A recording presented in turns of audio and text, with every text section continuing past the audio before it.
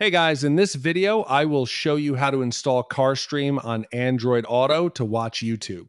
All right, let's begin. First, open your phone and launch a browser. Search for the AAD and open the GitHub page from the results. Scroll down and click on Go to Downloads, then go to the Releases section and select the latest version available. Then tap on the APK file to download it. Once downloaded, install the APK file on your device. After installation, open the app. Complete the setup process by following the on-screen instructions until you reach the main interface. After setup, locate CarStream in the multimedia section. Tap Install to begin the installation process. If prompted, allow installation from unknown sources and return to the app.